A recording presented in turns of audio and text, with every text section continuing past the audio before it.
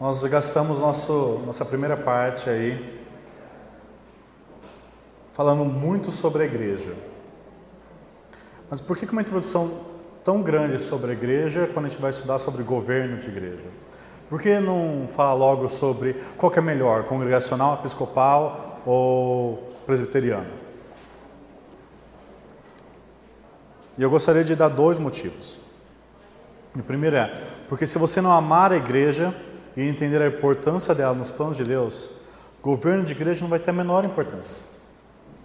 E o segundo é que porque esse não é um debate de texto-prova.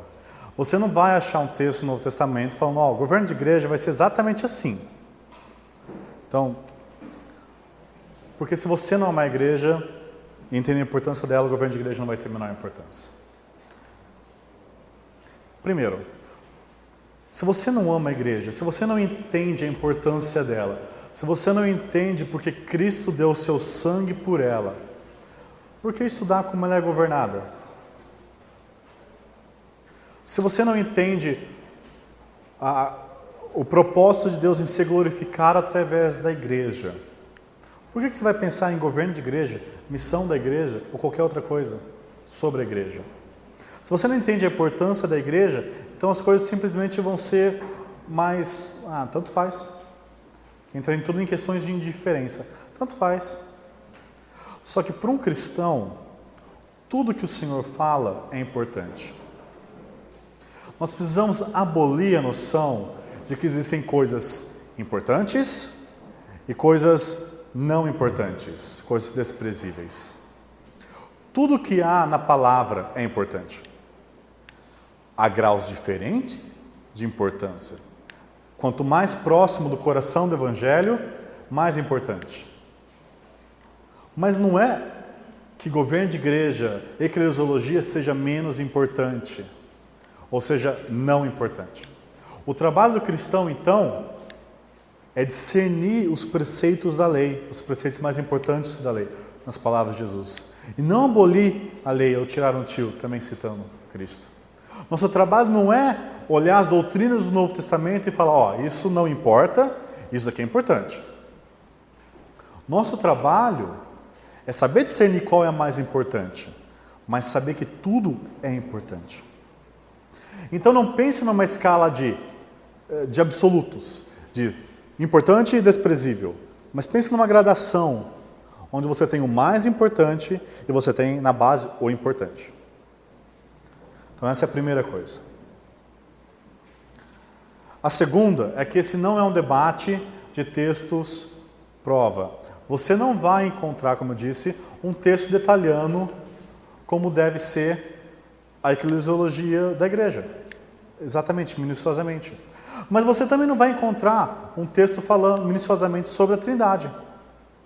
Isso significa que a Trindade não é importante? Ninguém pensa assim, eu espero. Nós pensamos que a Trindade é crucial para o Evangelho. E é, porque o Evangelho é o Pai enviando o Filho no poder do Espírito para morrer por pecadores. Da mesma forma, nós precisamos exercer nossa sabedoria, nossa síntese dos textos bíblicos, olhar todo o escopo bíblico, as evidências e fazer então uma síntese, uma análise. Não é um texto aqui, um texto ali, achei a eclesiologia. É muito mais complexo que isso. James Bannerman, no livro A Igreja de Cristo, que foi publicado pelos puritanos, e se você quer entender a eclesiologia presbiteriana, esse é o livro principal, ele fala o seguinte: não é possível haver um assunto mais importante ou em cuja definição estejam movidos princípios mais fundamentais do que com respeito à verdadeira natureza da igreja cristã, conforme está descrita nas Escrituras. E se tivermos sido bem-sucedidos na descoberta do sentido dessa palavra, de acordo com o uso do Novo Testamento, e aqui ele está falando do termo eclésia, fizemos grande progresso no preparo do caminho para os nossos debates futuros. Entender governo de igreja, antes de ver um texto aqui, um texto ali, é passar por coisas mais abrangentes, definições mais abrangentes, como a palavra igreja é usada no Novo Testamento. Isso, a gente vai ver depois, só essa diferenciação, como a palavra igreja é usada no Novo Testamento, é a diferença radical entre congregacional batista e presbiteriano. Só isso. Esse ponto faz a diferença. Daí tem outras coisas. A igreja, nas 4 marcas da igreja, nós sabemos que a igreja é una, ela é santa, ela é católica, universal, ela é apostólica. O que significa que ela é una? Bom, depende da época da fé cristã que você for. Se você for no começo da fé cristã, una significa que ela é uma união, mas não uma união estrutural. Se você for um pouquinho mais, nos anos 400, 500, 600, ser significa o bispos, o sistema episcopal, até enfim sair o sistema católico romano. Quando a gente pensa na igreja visível, por exemplo, eu acho que vocês já ouviram o termo igreja invisível e igreja visível. Deixa eu apresentar. Igreja invisível é aquilo que a gente não vê, é que Deus vê. Deus conhece quem é a verdadeira igreja dele. Igreja visível é aquilo que a gente vê, quem se reúne como igreja. Só que daí, o católico vai dizer, existe só uma igreja visível. Então, se existe uma igreja que é visível, ela tem que ter um governo. E se é um governo, esse governo tem que ser apostólico. Isso significa a sucessão apostólica. Isso significa o Papa. Por causa de uma definição lá no começo do que é a igreja, das marcas da igreja, você vai extrair um sistema de governo. Então, falar sobre o governo de igreja não é pegar um texto, 2 textos e falar, ó, aqui está meu sistema de governo de igreja. É muito mais profundo que isso. Mas vamos lá, nós falamos tanto sobre governo de igreja. O que é governo de igreja? O que é governo de igreja? Não é administração financeira, apesar de envolver isso. Não é quem vai presidir a festa do pastor. Governo de igreja, vamos lá, o termo aqui para os seminaristas anotarem, é o ramo da eclesiologia, estudo da igreja, que trata da estrutura organizacional e da hierarquia da igreja. Estrutura organizacional e hierarquia da igreja. Quando a gente vai pensar em eclesiologia, tem muita coisa para falar. Como eu disse, dá para falar sobre as marcas da igreja, dá para falar sobre a natureza da igreja, dá para falar sobre a distinção entre igreja e Israel, ou não distinção. Dá para falar sobre a distinção igreja e reino, ou não distinção entre igreja e reino. Dá para falar muita coisa, e tudo isso é importante. E tudo isso, de certa forma, vai influenciar a sua ideia de governo de igreja. Mas quando a gente fala de governo de igreja, a gente está falando de um ramo só. A gente quer saber aqui estrutura e hierarquia. A grande questão, então, é essa. Quem tem a palavra final? Essa é a pergunta. Quando a gente pensa em governo de igreja, nossa pergunta é: quem tem a palavra final? Em que questões? Quem tem a palavra final no que o pastor vai pregar semana que vem? Quem tem a palavra final de que chão, que piso que vai pôr? Não. O principal é quem tem a palavra final em doutrina. Lógico que nós sabemos que quem tem a palavra final absoluta é Cristo nas Escrituras. Mas pensando na administração da igreja, quem tem a palavra final sobre reconhecer uma doutrina como bíblica ou não bíblica? 2 exemplos. É o pastor que diz, ó, a Bíblia fala isso e nós a partir de agora vamos crer nisso. Vou dar um exemplo mais claro. A Bíblia fala que pessoas divorciadas podem recasar. Quem decide isso, se isso é certo ou errado? É o pastor? É o presbitério? É o bispo? É o papa? Ou é a igreja? E se, na visão, principalmente na visão batistas, quem determina, tem a palavra final da doutrina, também tem a palavra final em quem vai ser o pastor que vai ensinar essa doutrina.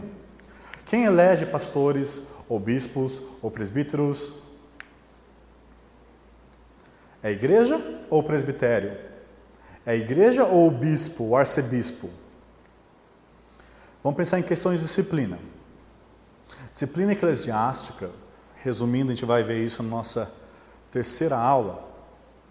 Disciplina eclesiástica, de forma grosseira, não é só isso, mas é quando aquele irmão peca e não se arrepende, então ele é excomungado ou expulso da membresia da igreja. Nós vamos tratar melhor disso de forma mais profunda. Quem decide se aquele irmão deve ser ou não disciplinado? O pastor, o presbitério, o bispo, o papa ou a igreja? Ou ninguém? E se você define quem sai, você define quem entra. Que então nós temos membresia. Quem faz a avaliação das pessoas que pedem por membresia? Nós vamos ver a importância disso. E quem aprova um novo membro? A igreja ou os pastores? Então, quando a gente fala de governo de igreja, a gente está falando sobre isso. Ok? Então, a palavra final em questões de disciplina e doutrina. Agora, qual que é a importância de governo de igreja? Eu sei que, para quem está começando a estudar isso agora, pode parecer muito distante, muito difícil, muito etéreo, no ar. Mas deixa eu dar uns exemplos bem claros para vocês. O governo da igreja, ele se torna relevante principalmente quando as coisas vão mal. Porque quando as coisas estão indo bem, quando todo mundo é super santo, ninguém peca, o pastor nunca prega heresia, o membro de igreja nunca adultera, então o governo de igreja não tem grande importância. Mas e quando a denominação se desvia? A gente vai ver um exemplo disso. E quando o pastor começa a pregar doutrina estranha? E quando o diácono tem uma amante? O que acontece? É daí que o governo de igreja começa, então, a mostrar a sua importância. Deixa eu dar um exemplo para vocês, então. Quem já ouviu falar no pastor Kevin DeYoung? Ele esteve na última conferência Fiel.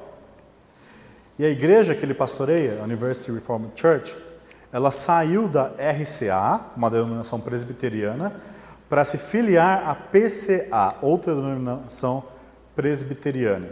Por quê? Por motivo de governo de igreja. A RCA, o Reformed Church in America, ela adotou uma confissão que tem um quesinho demais de justiça social, digamos assim. Ela removeu das cláusulas de consciência relacionadas à ordenação feminina, então começou -se a ordenar mulheres, e cada vez mais foi aceitando, sabe, de forma a você não expulsar a pessoa, não condenar práticas homossexuais. E dentro do modelo presbiteriano, aquilo que o Supremo Concílio decide, ele tem peso sobre as igrejas locais. Se eles decidiram algo, teoricamente, então sua igreja tem que acatar, resumidamente. Mas e aí? E quando uma igreja e um pastor discordam da denominação? Eles saíram. Eles votaram na igreja inteira, votaram no conselho da igreja formado pelos presbíteros docentes e regentes e votaram então sair da RCA para a PCA. Pode parecer uma coisa boba, mas o liberalismo cresceu por causa disso. O liberalismo se aproveitou muito de estruturas de governo de igreja. Muito. De qualquer um.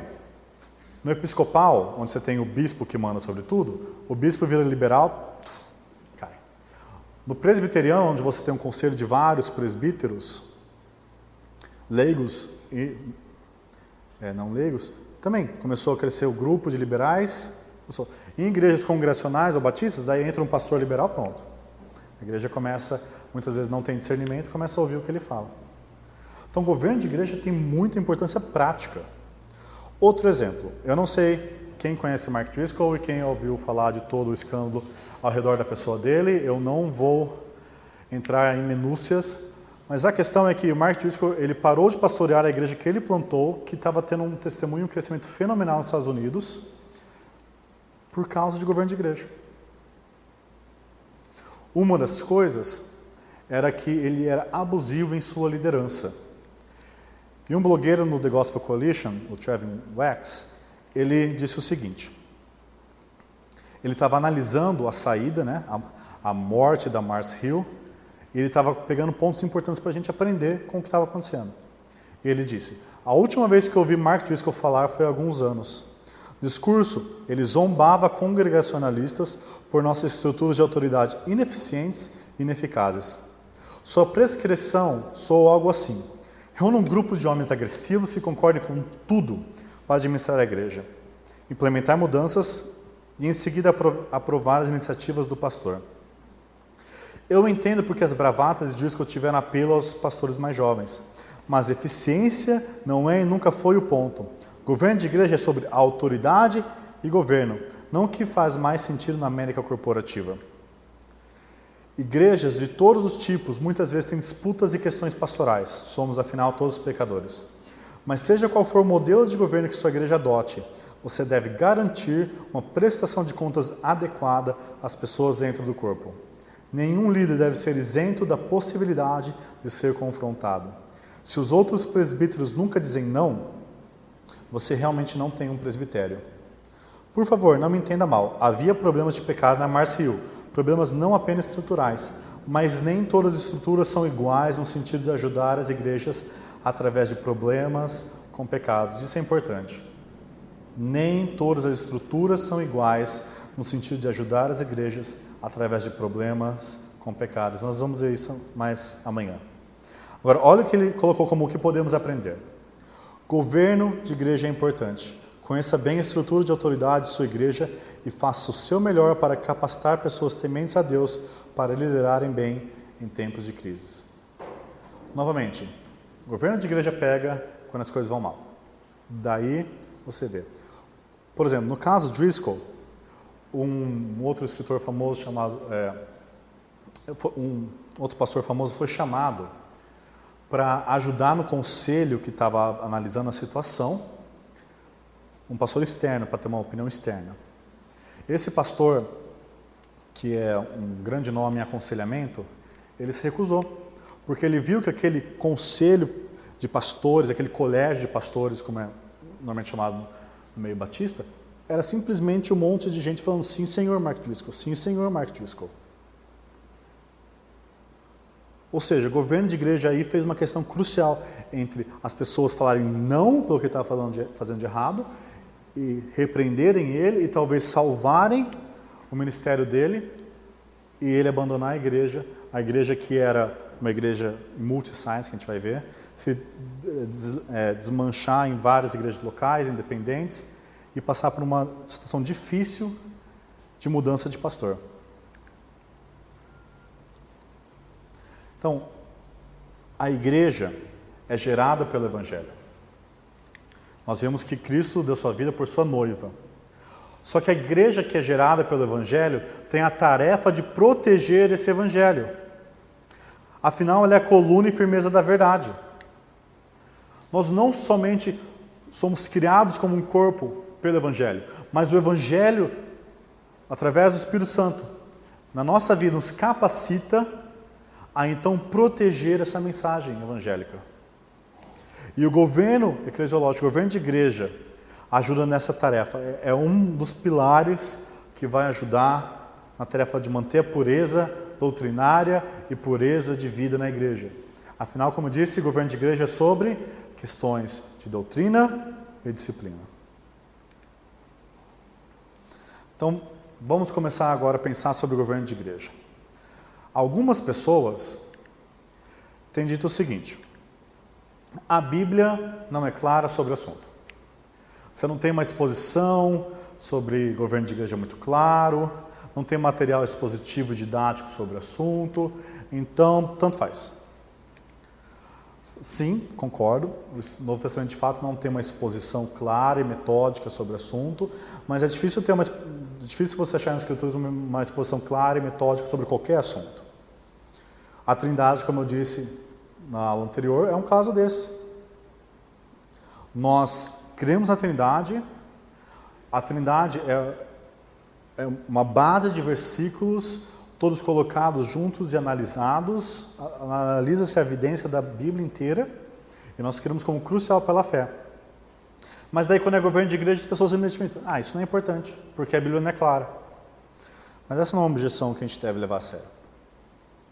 A segunda objeção, e essa é um pouquinho mais séria, é que existe uma diversidade irreconciliável. O que isso significa? Nas palavras de Leon Morris, que é um teólogo de peso, ele fala na Enciclopédia Histórica e Teológica da Igreja Cristã: uma consideração de todas as evidências nos deixa com a conclusão de que é impossível remontar totalmente à era apostólica qualquer um dos nossos sistemas modernos. É melhor reconhecer que na Igreja do Novo Testamento havia elementos que eram passíveis de serem desenvolvidos nos sistemas episcopal, presbiteriano e congregacional e que realmente se desenvolveram assim. O que ele está afirmando? Ele está afirmando que, olha, não dá. Em vez da gente tentar achar qual que é o modelo certo, vamos parar com isso. Isso só gera discórdia. Vamos reconhecer que se você ler a Bíblia, você vai achar elementos de todos. Você vai achar elementos do congregacionalismo, você vai achar elementos do presbiterianismo, você vai achar elementos do episcopalismo. E eles se desenvolveram, então está ótimo. É um argumento de um teólogo sério. Então, não devemos levar de forma leviana. Só que eu creio, e outros teólogos também, não só esse Júnior Mirim aqui, que existe um padrão bíblico de governo de igreja. Quando Paulo está escrevendo para Timóteo, e esse é o versículo que dá base a essas aulas, ele diz o seguinte: escrevo-te essas coisas, esperando ir ver-te em breve, para que, se eu tardar, fique ciente de como se deve proceder na casa de Deus, que é a igreja do Deus vivo, coluna e baluarte da verdade. Repare, ele escreveu essas coisas para que Timóteo soubesse como se deve proceder na casa de Deus. O que são essas coisas? O que Paulo está falando em 1 Timóteo 3? As qualificações dos presbíteros, pastores, obispos, e as qualificações dos diáconos. O que ele estava falando sobre? Governo de igreja. O que ele fala nos capítulos anteriores? Sobre hereges.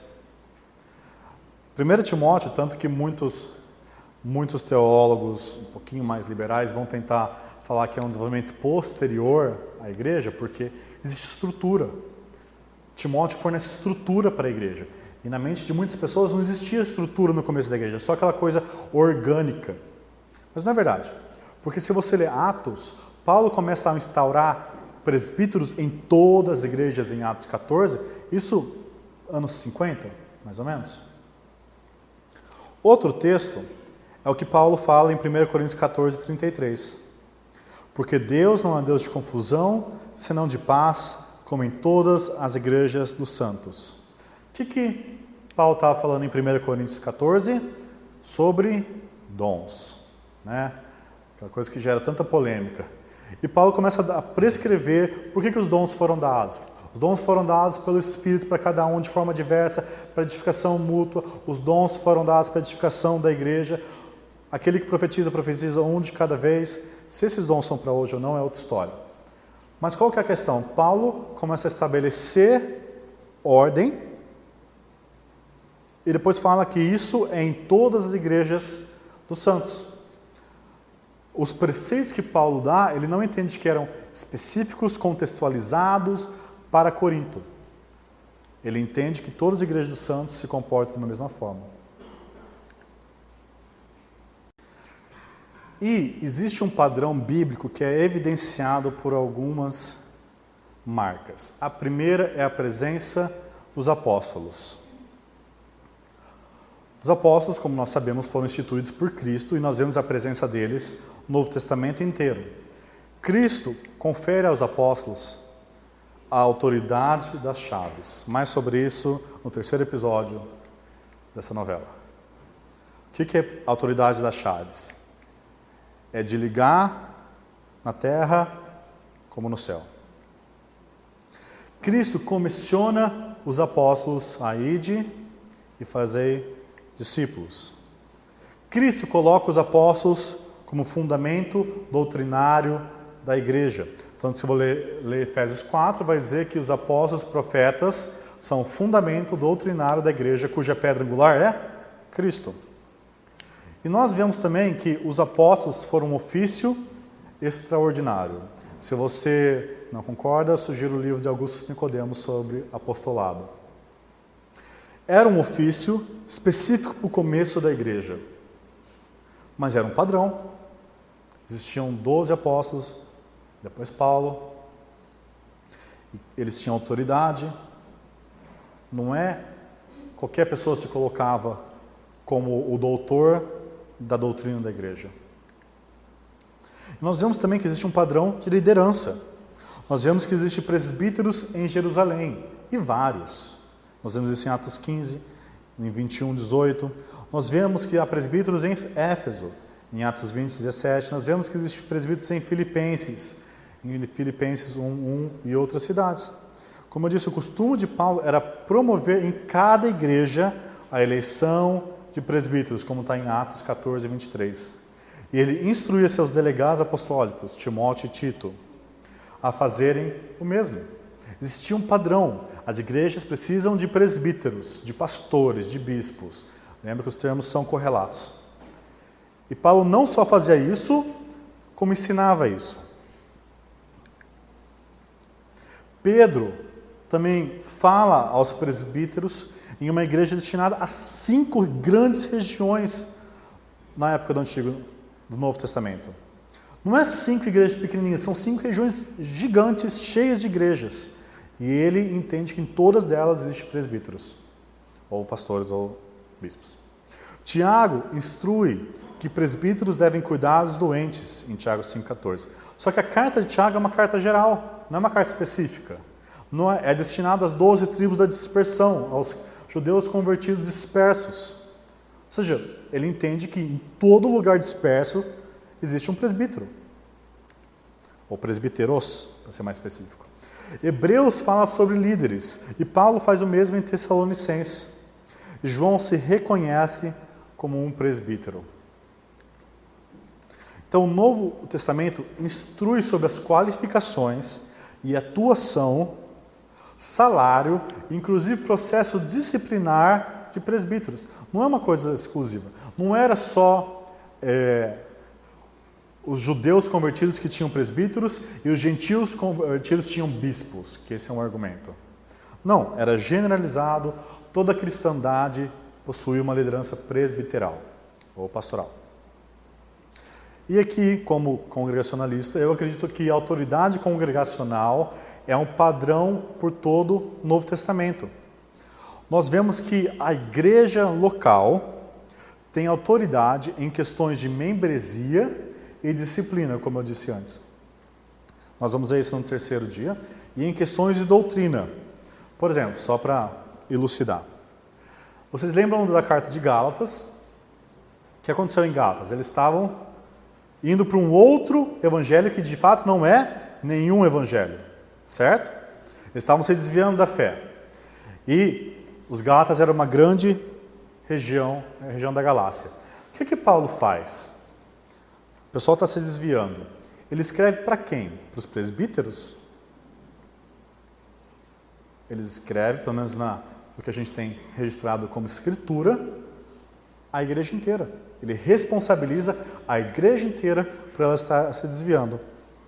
Mas eu vou deixar isso mais para amanhã. Ou seja, voltando. Existe um padrão na Bíblia sobre liderança.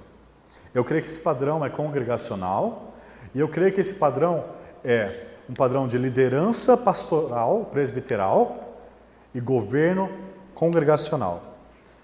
Nós vamos ver isso com mais detalhes amanhã. Outra objeção é que a Bíblia não é normativa sobre o assunto. Então o argumento é mais ou menos assim. Olha, eles podiam até ter um padrão, mas é daquela época. Não é para sempre. Afinal, as coisas mudam, né? Os tempos mudaram, outras sociedades, então nós temos que nos adaptar. Então o governo de igreja vira simplesmente uma questão não de obediência, mas de diferença, tanto faz.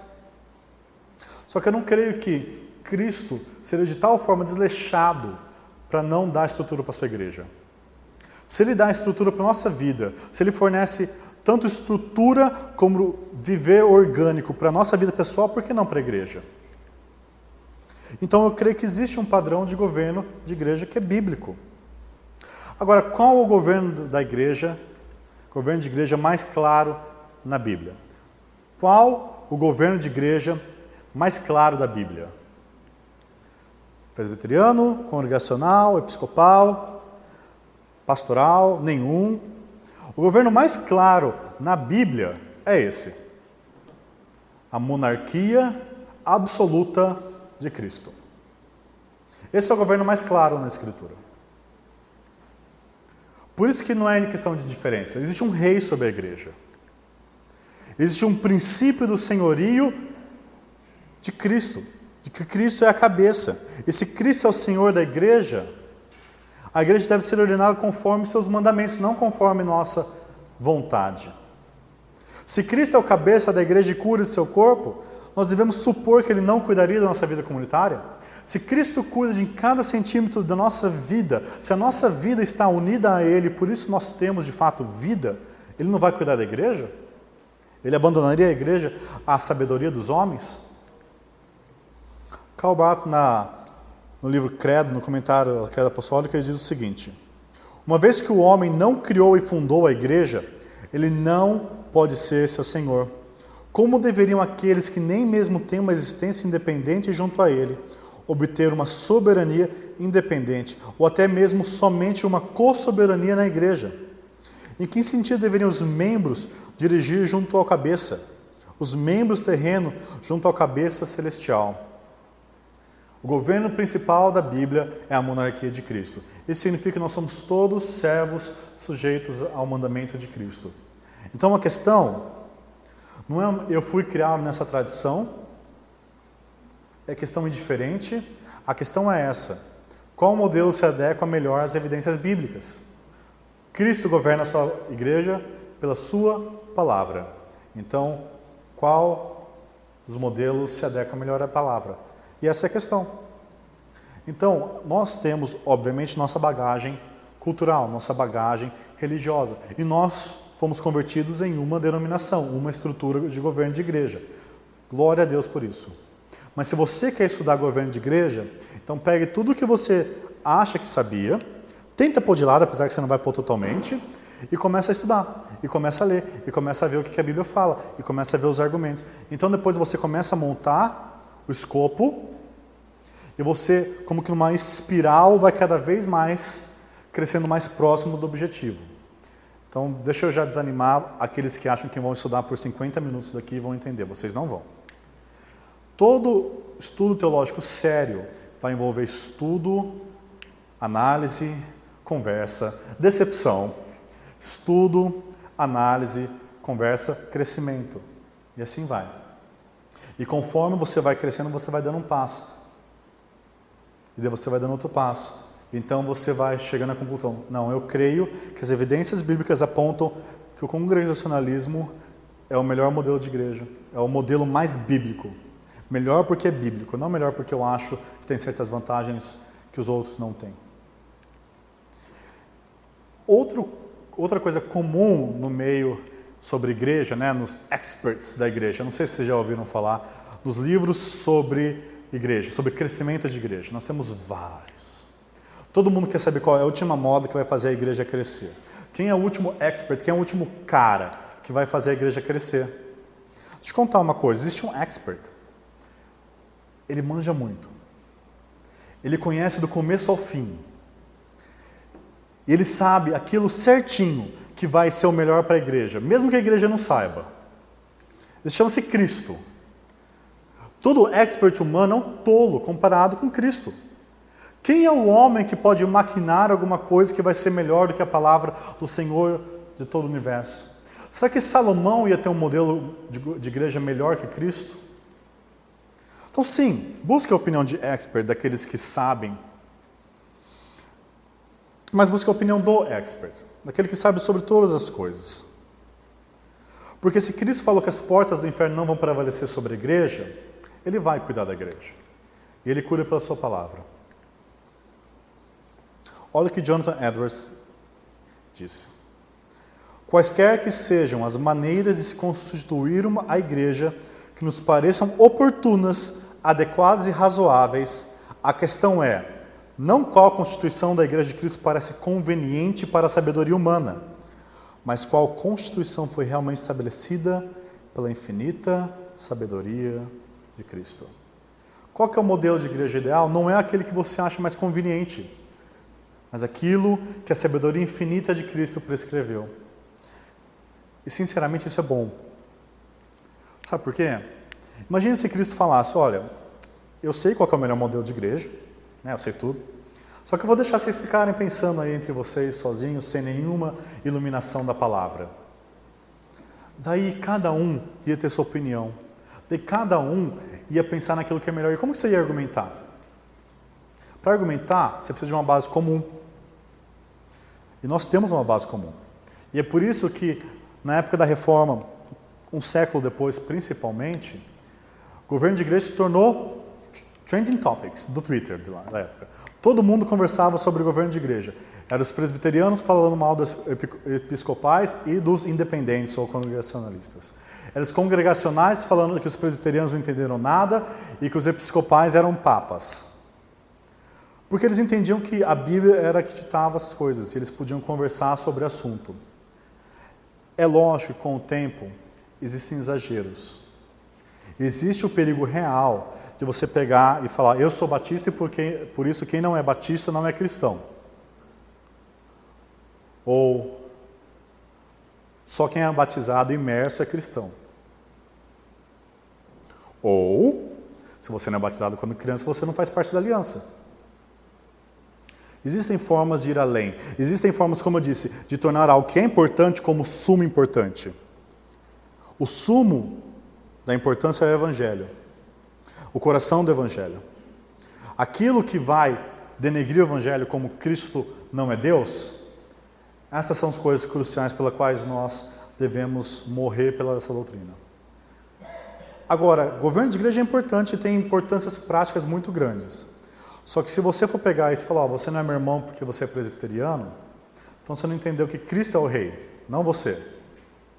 Ele é o rei sobre a igreja. E ele dita como nós devemos viver. E ele dita não só como nós devemos viver como cristãos, mas como igrejas. Então, novamente, a questão não é esse modelo é melhor, mais contextualizado para o século XXI, para o mundo corporativo, ou para o Oriente Médio, ou qual é mais funcional. O argumento não é o governo presbiteriano vai guardar melhor a igreja de heresias e tal, o governo congregacionalista é o que manteve a pureza doutrinária, os fundamentalistas é o que mantiveram a pureza doutrinária do Evangelho no meio ao liberalismo teológico. Não. Isso são pontos positivos, nós podemos adicionar à nossa conversa, mas a pergunta é, qual que é o mais bíblico? Que Cristo vai cuidar da sua igreja, pelo governo que Ele estabeleceu. Então, resumindo, o que nós vimos hoje? Nós vimos a igreja em Éfeso. O que Paulo apresenta da igreja em Efésios? Primeiro, ela é a família de Deus. Quão preciosa ela é para o nosso Senhor. Nosso Pai ama os seus filhos. Ele não ama um mais que o outro. Nós. Ele ama todos os irmãos de Cristo. E por isso que nós não podemos desprezar um ao outro. Nós sabemos que também a igreja é o palco da sabedoria de Deus. A igreja demonstra a sabedoria de Deus para os anjos. Você quer ver um anjo glorificar mais a Deus? Seja uma boa igreja. Ninguém pensou nisso, hein? Você quer ver Deus ser mais glorificado? Seja uma boa igreja. Seja uma igreja bíblica. Porque a igreja é o megafone eterno da glória de Deus. Mas também a igreja é o corpo do Filho. Ele é o complemento. Até quase herético falar isso. Ele é o complemento daquele que tudo enche. Cristo não se sente completo sem o corpo dele, a noiva dele. Ele ama a noiva dele, nutre o corpo que ele tem. Ele cuida da igreja. Quem somos nós para desprezar aquilo que Cristo tanto ama? E a igreja é o templo do Espírito. E é uma comunidade de sacerdotes adoradores. O Espírito Santo se faz morada na igreja. Se nós tememos quando olhamos para o Antigo Testamento, do sacerdote entrando no Santo dos Santos, quando nós pensamos na refulgente glória de Deus, a sua santidade suprema, qual o sacerdote se entrasse poderia morrer, por que nós agimos com indiferença diante do templo do Espírito que é a igreja? Cristo não disse que é melhor você ir se acertar com o seu irmão do que vir cultuá-lo?